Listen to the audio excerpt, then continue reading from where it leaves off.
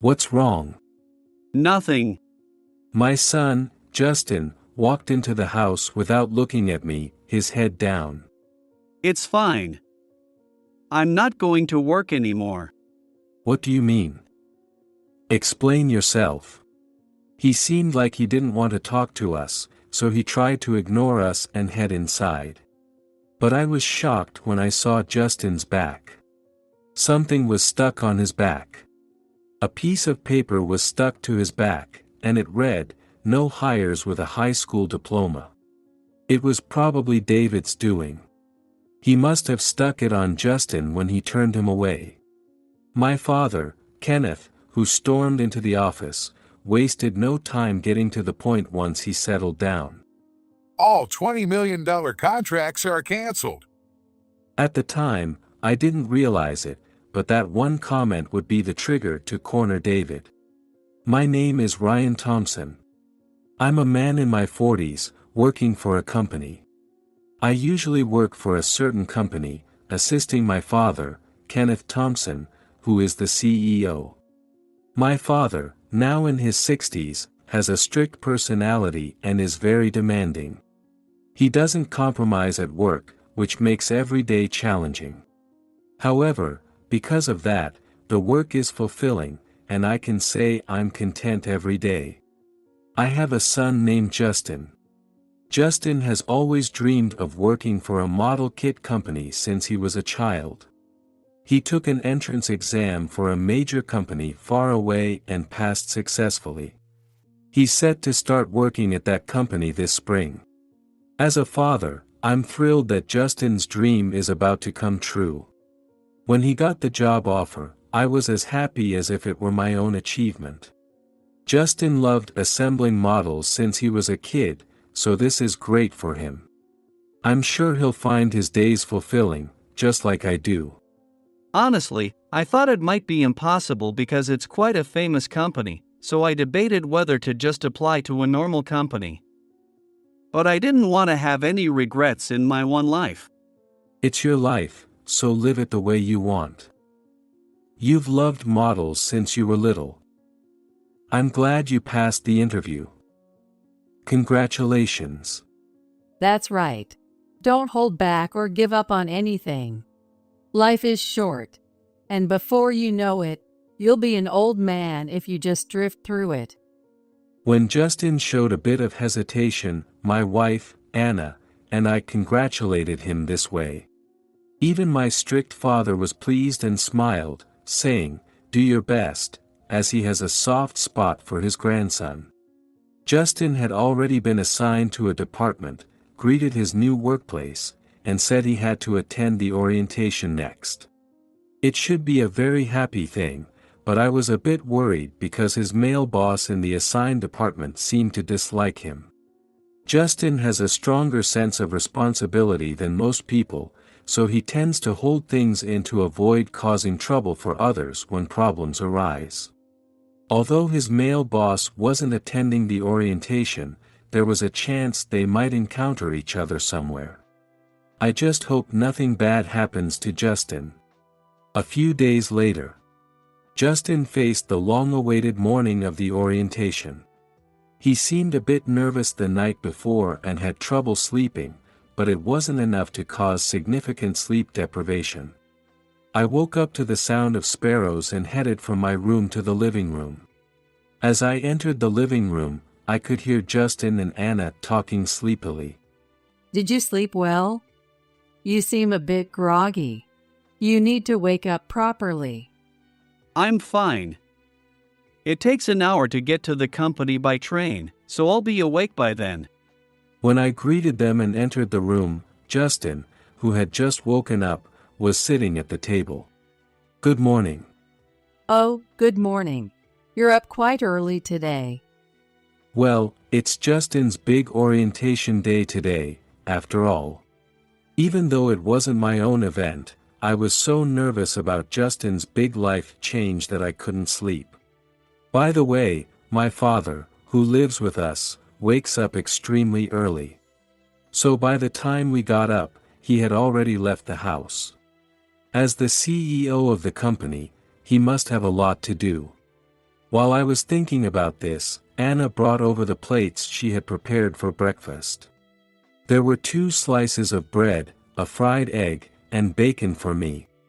I took the plate from Anna and made a sandwich out of it. "Justin, are you all set? You haven't forgotten anything, right? Can you properly introduce yourself to the other employees?" Of course. I've been preparing for this day for a long time. I asked you and Mom to help me practice interviews so much. And you helped me check my belongings too. That's right.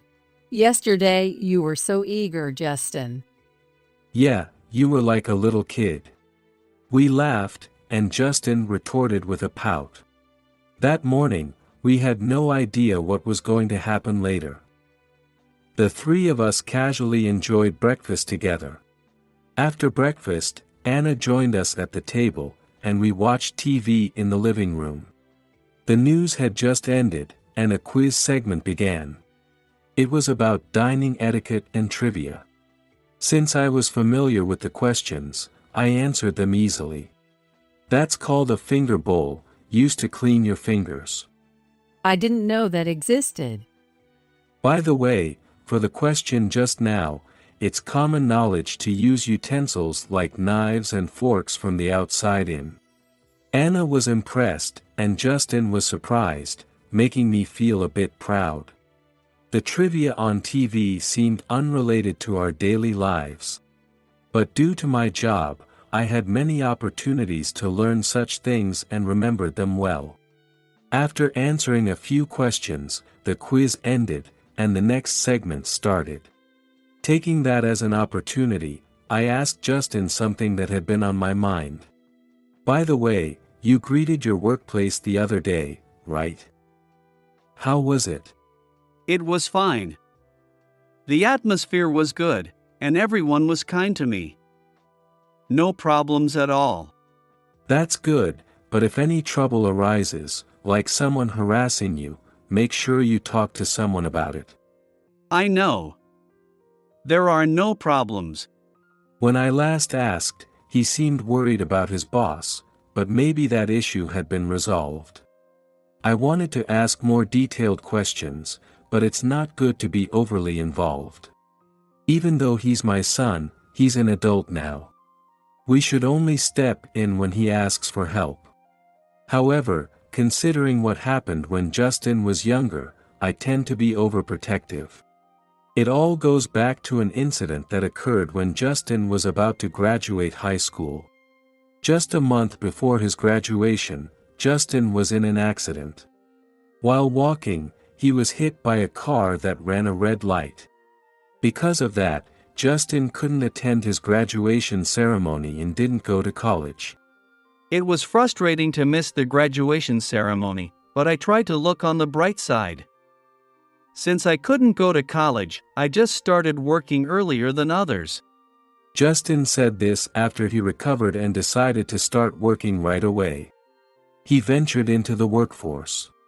Until he turned 20, he worked various part-time jobs at factories, but honestly, I wished he had gone to college. Even if it wasn't a regular college, there were other options if we had explained the situation. Because of that incident, I can't help but worry about him. Educational background isn't everything, but there are people in this world who judge others by it. I hope Justin doesn't get hurt because of it. A few minutes later, Justin left the house, and I sighed when I noticed something at the entrance. He forgot something even after all that checking. It seemed he had left his watch by the door. So, I hurried to catch up with Justin. He takes the train to get to work. If he boarded it, I wouldn't be able to catch up, so I had to rush. Fortunately, I found a taxi along the way and headed to the station. There, I walked around searching for Justin. But during the morning rush hour, finding one person was challenging. After several minutes of walking through the crowd, I was about to give up when I miraculously spotted Justin. He was helping a woman in a wheelchair. Thank you so much. What if you're late to work because of me? It's okay. I still have plenty of time. I saw Justin, smiling and talking to the woman near the elevator. And I felt relieved and called out to him. But before I could, Justin spoke to someone else. It was his male boss from work. David! What a coincidence. I didn't know we lived in the same area. His name was David Anderson. He was in his 60s, like me. He also commutes a long distance to work and was heading towards the train platform. Justin had told me a bit about him. Good morning. I'm Justin Thompson, and I'll be working with you. Although Justin had already introduced himself at work a few days ago, he thought it polite to do it again. He greeted respectfully. But David, perhaps not hearing him, ignored Justin and kept walking. Seeing this, Justin hurried after him, trying to repeat himself. David cut him off with an irritated voice. Quiet down. I heard you. Can't you tell I'm ignoring you on purpose? What? The words were so unexpected that I froze in place. David stopped and glared at Justin. I heard you didn't finish high school, right? Don't get chummy with me. Know your place. I just wanted to greet you. Justin wasn't being rude. Yet, being a high school dropout seemed to be enough reason for such disdain. Until this morning, Justin had been looking forward to working at his dream job, but for something like this to happen is just too much. To face such hostility from a superior at the same workplace. You shouldn't have even joined. Someone like you, from the bottom rung of society. I was strongly against it, but what was HR thinking? Justin seemed to be desperately trying to think of ways to show his value and good points. He opened and closed his mouth several times, trying to say something, but no words came out. Don't think for a moment you can find any sympathy here. If you join the company, I will make sure you and your family suffer. My parents are well connected in this community. It would be easy to spread rumors. Later, I heard that David's parents were teachers who had many connections in the local area. They had taken care of many students and had established ties with influential people throughout their careers. If David's family spread malicious rumors, many people would undoubtedly hear them. His parents were not actually such people, but neither Justin nor I knew that at the time. So, both of us were bewildered. I just wanted to get along. Justin said, his voice trembling and tears welling up as he looked down. Justin was never someone with a weak mentality compared to others. But bringing up his family had probably troubled him deeply. Even the president, Charles, would be annoyed to have someone with just a high school diploma join the company. The president might welcome such people publicly due to his position, but there's no way he would write on job postings that low education individuals should not apply. David was talking about their company president, Charles Brown. Charles was a good man who believed in giving everyone a second chance, offering re-employment opportunities to various people. In fact, I knew him well. He would never judge someone by their education. But David, who was distant, couldn't understand my thoughts. I could only watch as Justin, shocked, trembled. I wanted to rush over and cheer him up, but a parent shouldn't interfere more than necessary. So, I clenched my fists and continued to watch. Eventually, Justin regained his composure and looked David in the eye to speak. You don't have to like me. Just let me work at the same place. I will do what I'm told and won't be a burden. Justin kept saying that he hoped not to be rejected just because of his low education level. He repeatedly tried to persuade David, looking straight into his eyes. However, It seemed David's heart didn't budge an inch. Is that all you have to say? He looked at Justin with a face that showed utter disdain. David grabbed Justin's shoulder. Not to encourage him or accept him as a low-educated person. It was a gesture to reject Justin as a person. Just looking at you is unpleasant. I can't stand working in the same department as you. With that, he turned Justin's body towards the station exit. Seeing this, I hurried home. Justin would probably come back home. I had to be the first to welcome him and offer words of support. As I quickly walked away, I heard David's cold voice. Someone with just a high school diploma shouldn't waste any more of my time. Go home now and find another job. I wonder how Justin feels right now. What expression does he have as he walks? I wanted to check, but I couldn't call out to him here. He has his pride and wouldn't want to be seen in such a pathetic situation. So, all I could do was go back home. Clenching my fists in frustration at my helplessness, I thought about what to do next. If Justin talked to me about it when he got home, I had to be there for him. As a father, I decided to do everything I could. After about 20 minutes, I got home and explained the situation to Anna while we waited for Justin. Honey, what's with that scary face? What about the forgotten item? Actually, a lot happened.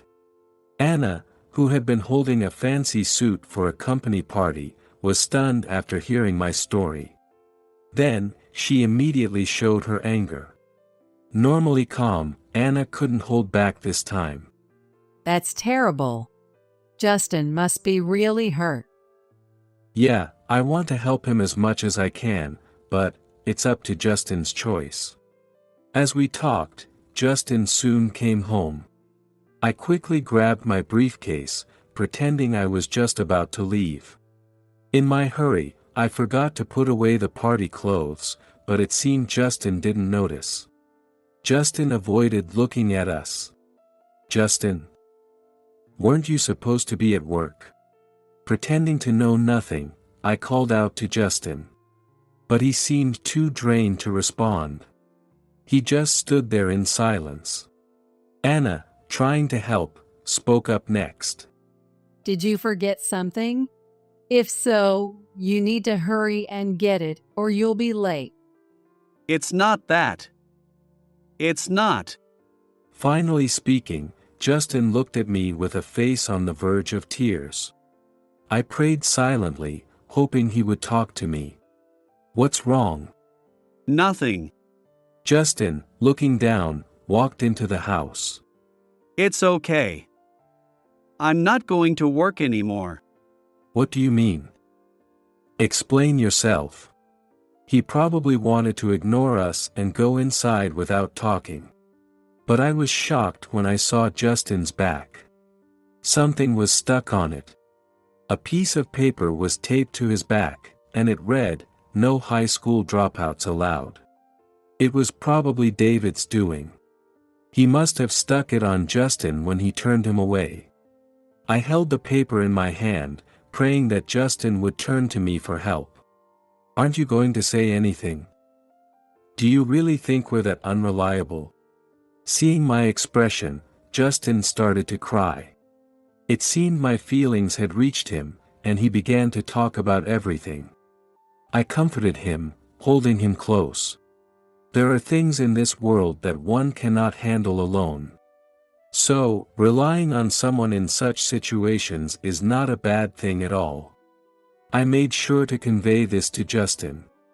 A few minutes later, after hearing Justin's story, I called my father. Even though he was already at work, he promised to help his grandson. I couldn't just sit and do nothing either. After giving Justin his forgotten watch, we quickly left the house and headed to Justin's workplace. However, Justin felt terribly guilty about causing trouble for me and his grandfather. As soon as we boarded the train, he apologized. I'm sorry, Dad. It's pathetic that I can't handle my own problems at my age. That's not true. You've grown up to be a thoughtful and caring son. I would never blame such a proud son. Besides, this time, the other side is being unfair. There's no shame in asking for my help. I patted Justin's head, comforting him. I remembered the time when Justin, lying in bed with an injury, looked so apologetic. Even as an adult, Justin is still my child and someone I must protect. After about an hour of traveling, we got off the train and headed to Justin's workplace. When I introduced myself at the reception, we were immediately shown to a meeting room. There, we were joined by my father. It was quite something to see 3 generations of our family gathered in another company's office. Why did they respond so quickly after I gave my name at reception? Are you and Grandpa hiding something from me? Justin seemed surprised at how quickly we were accommodated. While we were talking, the office became busy, and a man appeared. He approached us nervously. It was the president, Charles Brown, with whom we had many dealings through work. Without wasting any time, my father got straight to the point once he settled down. We're canceling all $20 million contracts. Those words were the turning point that would corner David. Whether or not we would actually cancel them was another matter, but my father's statement made Charles realize the gravity of the situation. At that moment, Justin, who didn't understand anything, could only be confused. He stared at me, trying to figure out what was going on. I couldn't leave him in the dark, so I quietly explained the situation. Actually, our company has dealings with this company.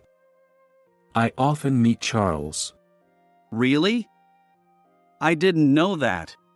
I'm sorry. But it couldn't be helped due to confidentiality agreements. Justin has been working in the office for the past few years. His work had mostly involved physical labor at factories, so he rarely handled confidential information, but he should have known. He should know not to talk about work-related information indiscriminately. Even so, since he couldn't have predicted this, his reaction was understandable. After all, neither my father nor I ever discuss work at home. On my days off, I'm usually just watching TV or chatting about nothing with Anna. As for my father, he often spends his time tending to his plants or playing chess with the local elderly. It's natural that Justin couldn't imagine this. At work, I assist my father, the company president. I often accompany him to meetings with other companies' executives, so it's common for me to know other company presidents. That's right. As a president, maintaining good relationships with other companies is crucial. Brian is very personable, which makes conversations go smoothly. He and Charles have had many interactions in the past, so they're quite close. Hearing our explanations, Justin looked bewildered. Throughout my life, I've gained various knowledge and now use it in my role, akin to a secretary. I advise on management and company policies and suggest appropriate solutions to internal problems. After explaining this, I added, feeling a bit awkward. Well, my father and I can't actually stop the deals on our own. But we needed to express our anger somehow. Unlike Justin, who didn't go college, I graduated top of my class from a prestigious university. Using the knowledge I gained there, I continue to work in my current position to support many employees. However, I didn't think it was appropriate to talk about this with Justin, who couldn't attend high school, so I rarely mention the past. My father also graduated from a respectable university with excellent grades. To avoid pressuring Justin, my father kept silent about it too.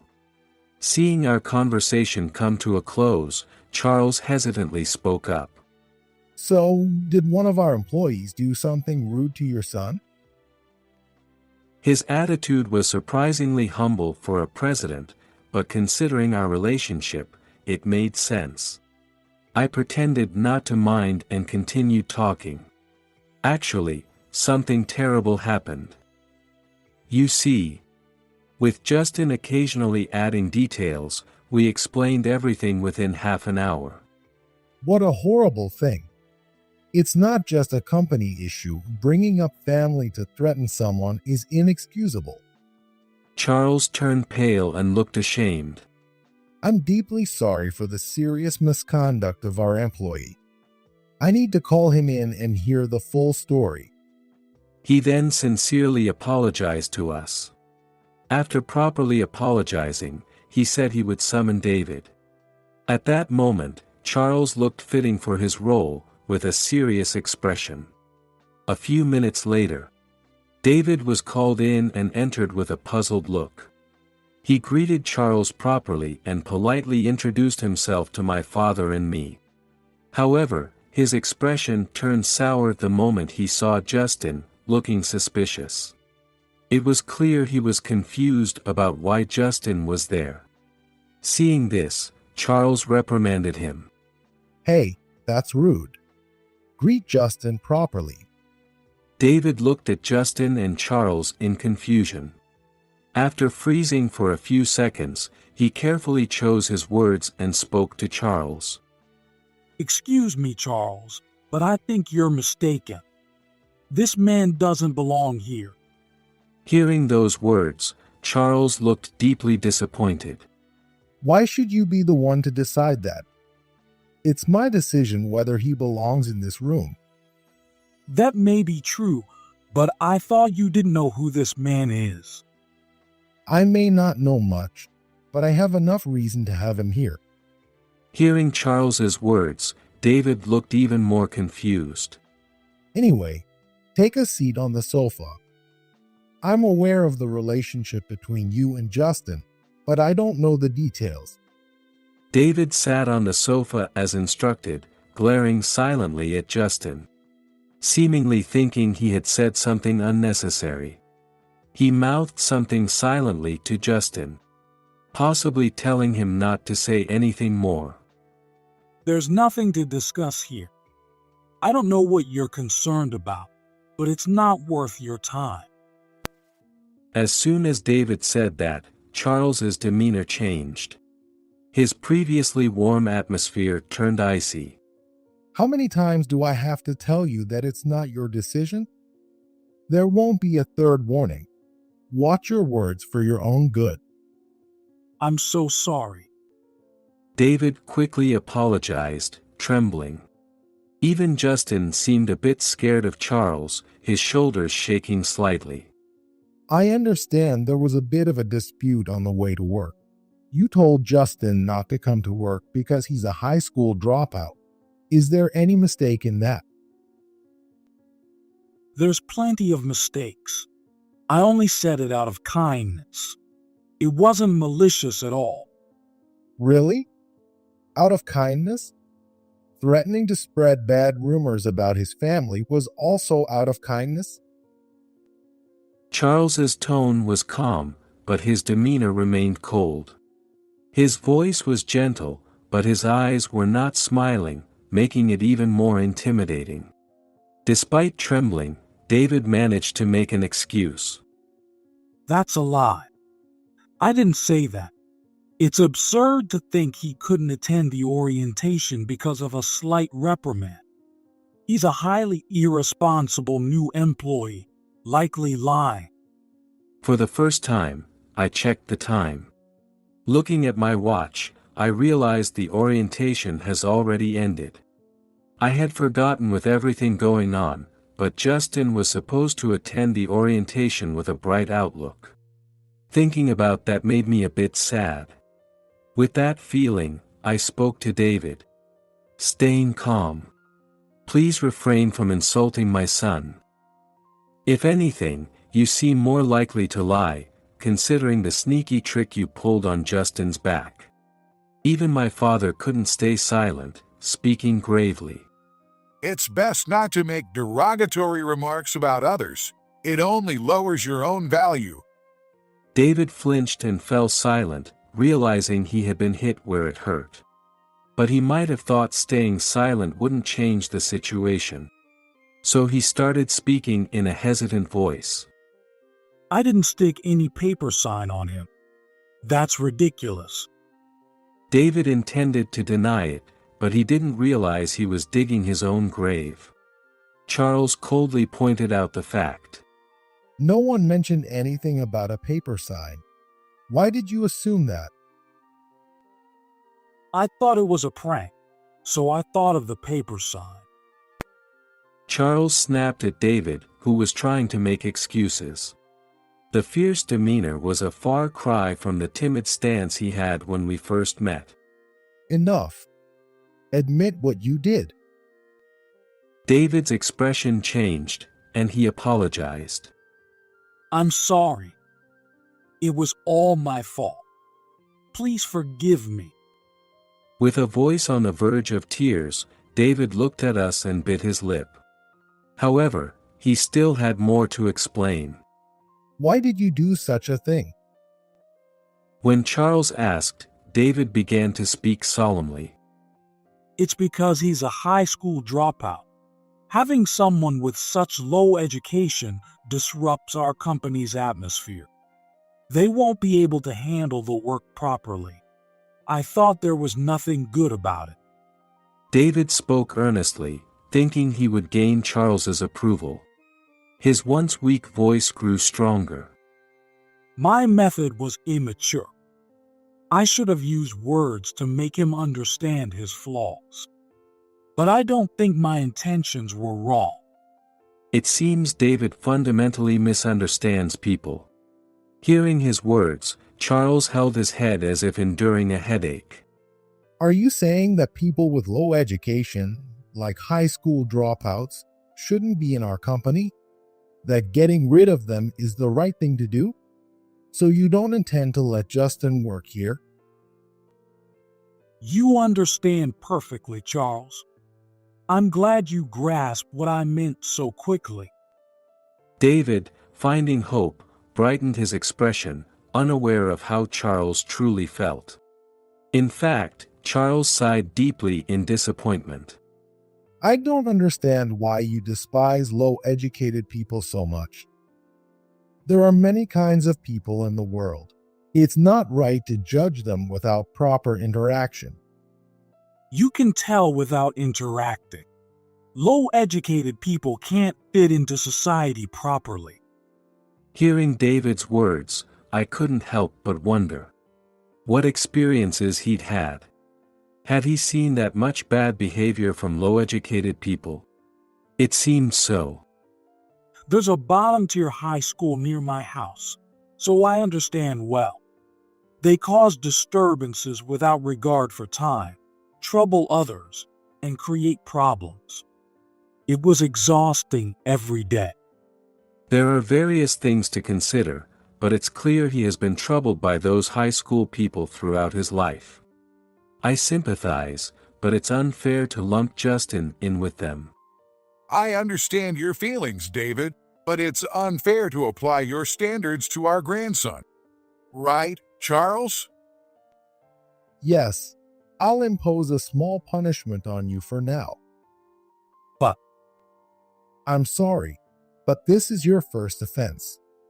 You'll be punished for sending a new employee away without permission, and Justin will also impose a punishment. Judging people by their education is unacceptable, but I somewhat understand your feelings. Charles then imposed a punishment of 1 month of restroom cleaning on David.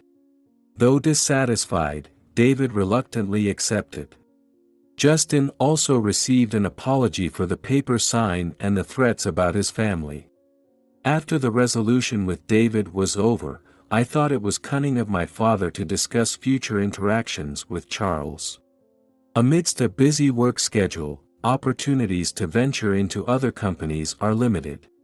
My father must have thought to handle it properly while he was at it. While my grandson is important, so are the employees who rely on us. Although we're just moving up the original schedule, we must stay professional and handle our work properly. With this incident, I managed to negotiate slightly better terms for our dealings with their company. There seems to be a lot I can learn from my father, both as a president and as a person. I've been his assistant for many years, but this incident showed me that I can still lose my cool, so I have a long way to go. Afterward, Justin successfully joined the company and started working with David the next day. Justin worked hard to gain his approval.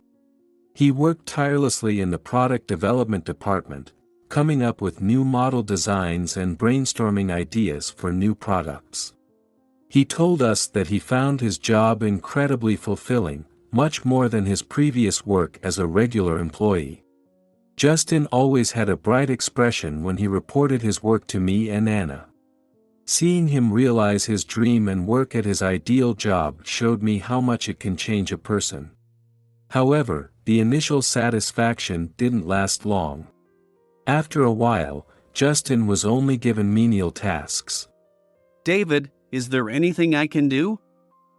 I'm willing to do anything. I've told you that you're in the way. Don't talk to me. There's nothing I can trust you with. Justin pleaded with David. However, David, who still harbored animosity, stopped assigning him significant tasks. He probably still believed that someone with low education was useless. It was foolish thinking. But his colleagues didn't accept David's viewpoint and criticized him. Poor Justin. He works so hard, but isn't given any real work. It's terrible to judge him just because he is a high school grad. Why doesn't David see that? You can't measure a person's true worth by their education. We know Justin is a capable person. Saying he's useless is just David's biased view. According to Justin's colleagues, no one in that department had ever come from a lower educational background. They unanimously felt David was out of line. They never thought David would harass someone like this. He's usually kind to those with similar educational backgrounds. This incident made him realize his skewed values, and he was shocked. Were my thoughts not normal? Everyone I've spoken to has always agreed with me. His past associates shared his views, which reinforced his thinking. As a result, he started to reflect on his actions. David requested a demotion himself. That's not all, he also requested a transfer to another department. He chose to work in an area with many low-educated employees. To reassess his values. Although it seemed extreme, he didn't want to go easy on himself. In this new environment, he struggled initially but was helped by his colleagues. Despite the challenges, he realized his mistakes and worked hard every day, reflecting on his actions. Justin later told me about this. A year passed. Today was the anniversary party for Justin's company. Being a large company, the event was held in a spacious hall at a hotel. Invited along with other guests, my father and I met David again for the first time in a year. He had changed significantly from the person he was before. It had been a while since David and Justin had seen each other. After talking about their recent experiences for a while, David suddenly apologized. I'm really sorry for what happened back then. I was wrong. Please forgive me. He seemed to have been having a tough time every day. At work, he often needed help from his colleagues, and he even got injured when he was still getting used to things. When his colleagues found out that he used to judge people by their education, he was ostracized. On top of that, he faced a lot of trouble when he incurred the wrath of a senior executive's son. He had even been threatened with harm to his family. Experiencing the same thing made me understand how Justin felt. I was really terrible to you. I'm ashamed of my actions. However, it was evident that David had grown significantly as a person after overcoming these troubles. For both Justin and David, the events of a year ago were not pleasant. But that experience was probably necessary for their growth. By the way, my father and I also spoke with Charles for the first time in a while. You've become more resilient. I'm surprised to see how well you're handling your role as president compared to a year ago. It's all thanks to Ryan helping me out when I was a rookie. He really saved me back then.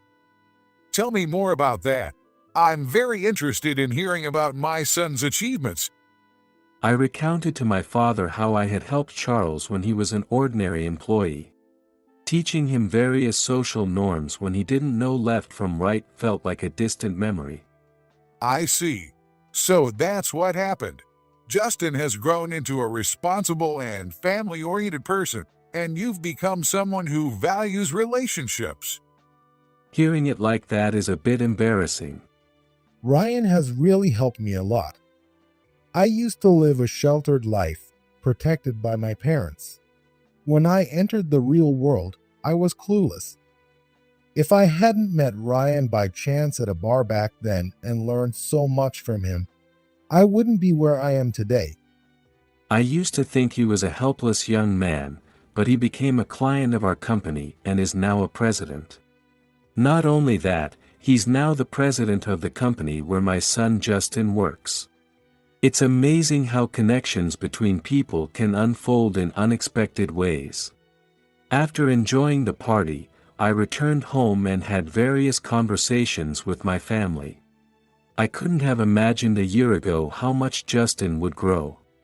He learned to rely on others and stopped bearing everything on his own. Now, Justin plans to give us a trip as a gift. Dad, Mom, and Grandpa, let's go on a trip soon. I got tickets for a nice hotel and a leisure facility. Please keep your schedules open. You've really grown into a family-oriented person. But for now, just focus on getting used to your job. That's right. We're just doing what parents should do. It's been a year, so it's enough. Justin is truly a kind person. Responsible, and family-oriented. He also has empathy for those in trouble. Since Justin has gone to the trouble of getting us these tickets, I should make sure to clear my schedule. You're a busy president. Will you manage? I'll do my best. It's a precious gift from my grandson. Many things will happen in the future. But I'm sure Justin will overcome them with the help of others. People live by helping each other. David, too, overcame his flaws thanks to the support of Charles and his new colleagues. No matter the difficulties, I believe that continuing to fight without giving up will help